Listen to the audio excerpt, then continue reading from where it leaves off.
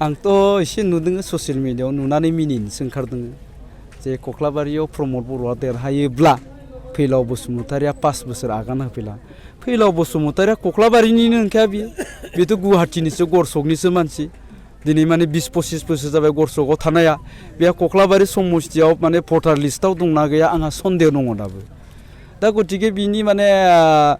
जेन्नाय देरहानायखौ लानानै सिमलायाव बा कख्लाबारियाव फैनाय फैयैनि खोथा बुंनायानो माथो गिदिर बाथ्रा जानो बे सिमलानियानो नंखाया मानसिया कख्लाबारिनियानो नंखाया बेथ' माबायावसो थायोना गरसकआवसो थायो दा एसे इलेक्सन जानायखाय बै लिडारफोरनि खिबु खारफानायाव गरसे गरनै थाखा मोनो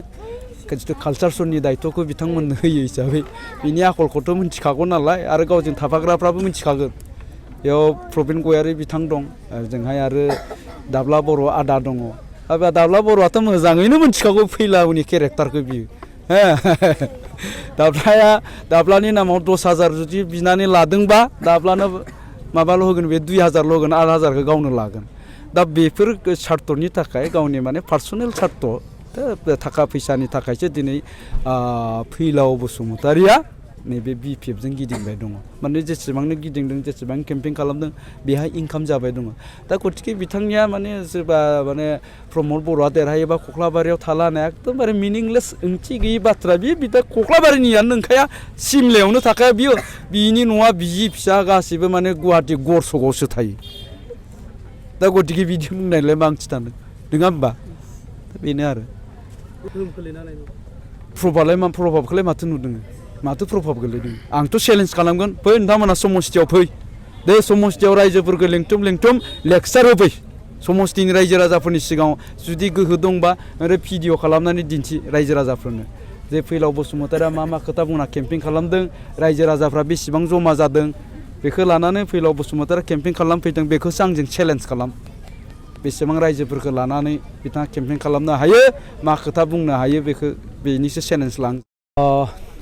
सिगाङावबो फैखांबाय बे 29 नं जे सुख्लाय सेरफां समस्ति दिनैबो फैदों गोबां ओनसोलाव गिदिंबाय रायजो राजाफोरजों रायलायबाय आरो बिसायख'थियाबो गोलाव जालांबाय जे बिसायख'थिया गोलाव जालांनाय लोगो लोगोनो रायजो राजाफ्रा जायफोरा गोनो गोथो दंमोन दिनै बयबो बुजिनानै मोनबाय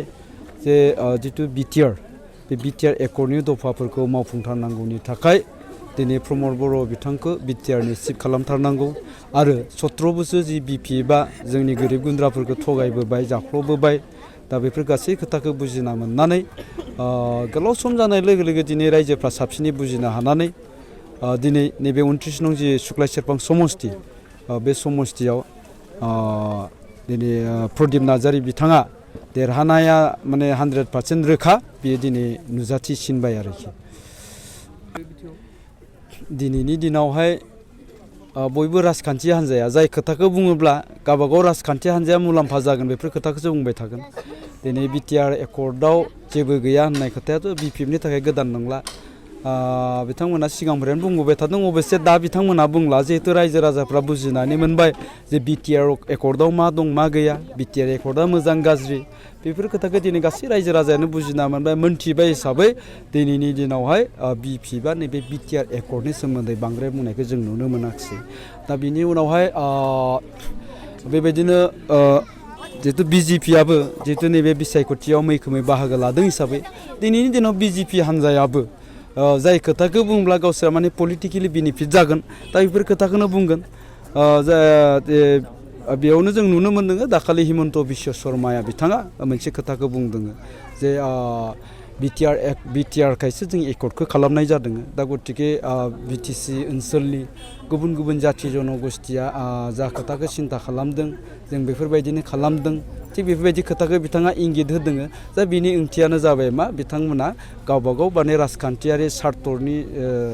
थाखाय बेफोर खोथाखौ बुंनो माने जाय खोथाखौ बुङा बिथांमोननि राजखान्थि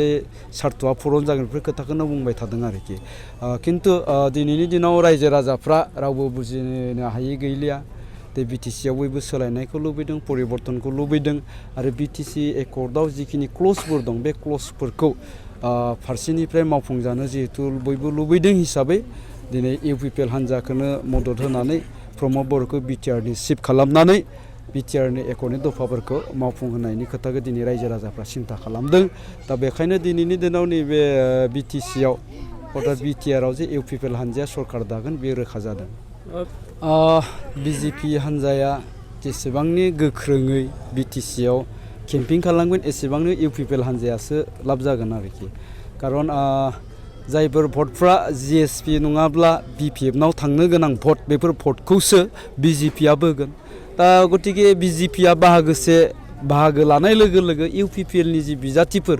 बिथांमोननि देरहानाया गोरलै जागोन आरो दिनै बेबायदिनो जानो थांबाय दङ राजनितिकआव लोब लोब बाहागो लानायनि खोथायाथ' बियो गावबागाव सिगांनिफ्रायनो बुंबाय थादों बे गावबागाव पार्सनेल सिद्धान्त जिहेतु आर्टिस्टफ्राबो साफा साफा मानसि नालाय गावबागावनि सिद्धान्तखौ लानानै बिथांमोना राजखान्थियाव बाहागो लागोन दा आंनि बेलायावबो बेनो आं एसे माने आर्टिस्ट हिसाबै राजखान्थियाव बाहागो लायाखै आं हिसाबै राजखान्थियाव बाहागो लादों अबयसे आंहा नैबे सार्थआबो दङ जिहेतु जोंनि नैबे जितु हारिमु जोंनि हारिमुखौ जिहेतु 17 बोसोराव बिपिएफआ फेहेरनांगौ फुवारनांगौनि थाखाय जेबो खामानि मावबोआखिसै आरो जोंनि आर्टिस्टफ्रा बे मेथाइ खननाय मोसानाय बा एक्टिं खालामनायखौ प्रफेसनेल लानो हानांगौनि थाखाय जिखिनि बेबस्था लानांगौमोन बेफोर बेबस्थाखौ बिपिएफ सरकारा मावाखिसै दा बेखायनो आं सानदों राजखान्थि दोलोआव थानानै प्रमद बर' बिथां सारजों थानानै जोंनि जिथु जेंना आर्टिस्टफोरनि जि जेंना आरो जोंनि हारिमुखौ फेहेरनांगौ फोजौनांगौनि जिखिनि खामानि बेखिनि खामानिखौ मावफुंनायनि जिथु बिबान बे बिबानखौ लानानै आं दिनै नैबे इउपिपिएल हानजानि जानानै खामानि मावगासिनो दं इउपिपिएलनि जानानै खोथा बुंबाय दं नोंथांनि एवारनेस प्रग्रामा इलेक्सनखौ लानानै जे एवारनेस प्रग्राम खालामनाय जादों जोंनि सुक्लाय सेरफां समस्थियाव आरो बियो 2 नं सुवापुर धुमका आरो जारखना सुबुरिखौ लानानै बानायनाय जादों आरो बेवहाय जोंनि इउपिपिएल दोलोनि निति आदर्शखौ मोजां मोननानै बयबो लोब लोब बाहागो लादों आरो बयबो साखाफारा जादों फैबाय थानाय इलेक्सनाव बिपिएफ सरकारखौ फेजेननो थाखाय बा बिपिएफनि बिजाथिखौ फेजेननो थाखाय गणेश कछारिखौ फेजेननो थाखाय नैबे सुक्लाय सेरफाङाव बयबो रायजो राजायानो बाहागो लादों बेवहाय आरो बेबायदि हिसाबै दिनै माने रोखा जादों जे बयबो बेवहाय बाहागो लादों कारापसन सरकारखौ मुक्त खालामनो नागिरदों बेवहाय आरो जिखिनि डेभेलपमेन्ट जानांगौमोन बेबायदि जायैखाय रायजोफ्रा सोलायनायनि थाखाय बयबो लोब लोब बाहागो लानानै दिनै जोंनि जि इलेक्सन केम्पिं खालामनाय बे केम्पिं खालामनायाव हेफाजाब होदों रायजो राजाफ्रा आरो बेबायदि हिसाबै फैबाय थानाय इलेक्सनाव जोङो सुक्लाय सेरफाङाव देरहानाया 100% रोखा जानानै दङ दिनैनि तारिखाव जोङो केलकुलेसन खालामनाय बायदिब्ला बयबो हारि माहारिफ्रा जाहाथे लोब लोब बाहागो लादों आरो सोलायथारनायनि खाथिराव बयबो बाहागो लाथारदों आरो बेवहाय जोङो रावखौबो माने थाखा फैसा होनानै भट होनांगौ बा माबा मोनसे प्रल'भन होनानै भट होनांगौ होननानै जों बुङाखै बयबो माने बाहागो लादों बे खातमा आत्मायाव जे जों थाइसेबो थाखा होनायाखै सोरबा माने गारियाव थाव सोनोबो इसेबो होनो हायाखै थेवब्लाबो बे खातमा आत्मा जों बेरायनानै बयबो बाहागो लालायलायदों आरो बेनो रोखा जायो जे जोङो 26,000निबो बारा भट लानानै जोङो देरहागोन बेवहाय बिथां भट लानानै देरहासार जागोन होननानै बुंबाय थादों बिथाङा 17 बोसोर जिहेतु बिपिएफआ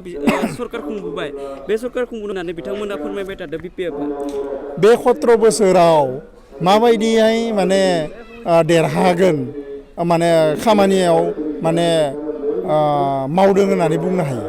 जोङो नुदों बे 40टा जि डिपार्टमेन्ट बे 40टा डिपार्टमेन्टआव रोखा रोखा बुंनो हायो दिनै स्पर्ट्स लाइनाव बबेयाव डेभेलप जानाय नुदों बबे माने जोंनि फिल्डखौ बबेयाव जौगाखांनाय लाबोनाय नुदों इडुकेसन लाइनाव खैखान स्कुल लाना फैदों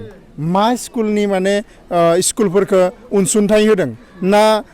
स्कुलफोराव ना बाउन्डारियावनो दङ ना माने टिचारफोर दङ बेफोरखौ जों हमदांनो हायो बिनि अनगायैबो लाइमोनफोरखौ बोरैहाय संस्थापन होदों बिनि अनगायैबो एग्रिकालसारखौ बोरैहाय डेभेलप होदों बिनि अनगायैबो माने बेवहाय इरिगेसन प्रजेक्टखौ बोरैहाय माने खालामदों आरो